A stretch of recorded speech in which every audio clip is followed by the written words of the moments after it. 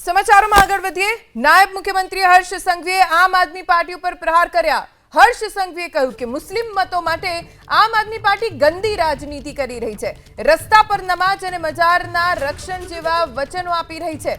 આમ આદમી પાર્ટીના ઘોષણાપત્રમાં આવા વચનો ખૂબ દુઃખદ વાત। ગુજરાતમાં આવી ગંદી રાજનીતિ કરવાનો કોઈએ પ્રયત્ન નથી કર્યો।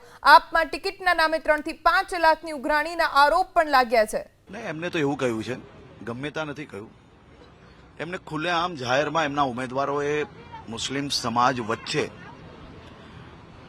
જે રાજ્યના નિયમો છે તોડવા માટે એમને ભડકાવવામાં આવ્યા કે આમ આદમી પાર્ટી કી સરકાર આएगी તો અમે સૌ લોકો જે રસ્તાઓ ઉપર તમે ગમે ત્યાં મસ્જિદો મજારો જે બાંધી છે એનું રક્ષણ કરવામાં આવશે, એને કોઈ બી પ્રકારે હટાવવામાં નહીં આવે અને આ મસ્જિદો કે મજાર તમારે ગમે ત્યાં બનાવવી હોય તો અમે તમને ઉપયોગી થશો, મદદ કરશો અને એ જ રસ્તાઓ પર તમે ગમે ત્યારે નમાજ પઢી શકો તે પ્રકારની વ્યવસ્થા કરી આપવા માટે એમના ઉમેદવારોએ જાહેર કર્યું છે, એમના મેનિફેસ્ટોમાં છે।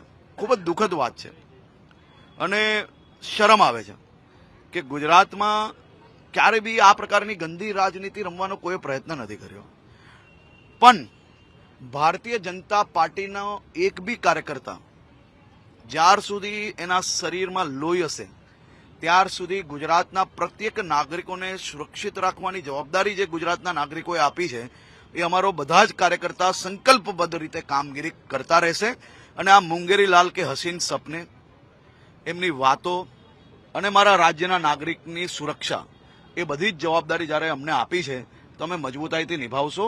આવા કોઈ સપના કોઈના સાકાર નથી થવાના। આમ આદમી પાર્ટીના જ કાર્યકર્તા દ્વારા આમ આદમી પાર્ટીના નેતા ઉપર જે અરજી કરવામાં આવી એક નહીં અનેક અરજીઓ ગુજરાતભરમાં થઈ છે। ક્યાંક 3 લાખ રૂપિયા, ક્યાંક 5 લાખ રૂપિયા, ક્યાંક 15 લાખ રૂપિયા એ લોકોએ ટિકિટ માટે લીધા હશે। આ ખૂબ જ દુઃખદ વાત છે કે ગુજરાતના મારા યુવાનો જે ગુજરાતની સેવા કરવા માટેનો પ્રયત્ન કરતા હોય તેમનાથી ભૂલથી ખોટી પાર્ટી જે ચૂઝ થઈ ગઈ હોય એમાં પાછા આવા યુવાનોના જે વર્ષોની જે બચત છે એ ટિકિટના નામે ઉઘરાવવામાં આવી। આમાં આમ આદમી પાર્ટીના જે અહીંયાના જે ઇન્ચાર્જ છે એમને રૂપિયા લીધા છે, એમના ઇન્ચાર્જનું એવું કહેવું છે કે પ્રદેશ લેવલના એમના જે મહત્વના નેતાઓ છે તેમને આ રૂપિયા લીધા છે। હવે આમાં ભગવાન જાણે કોને શું કર્યું છે, પરંતુ જે પ્રકારના આરોપ ગુજરાતભરના દરેક ક્ષેત્રની અંદર એમના જ કાર્યકર્તાઓ દ્વારા જે અરજીઓ આપવામાં આવી છે એ ખૂબ જ દુઃખદ વાત છે કે મારા ગુજરાતના યુવાનો જોડે આ પ્રકારની ચીટિંગ કરવામાં આવી છે, પણ બધી જ તપાસ કરવામાં આવશે અને તપાસના અંતમાં બધી જ વસ્તુઓ આપને કહેવામાં આવશે।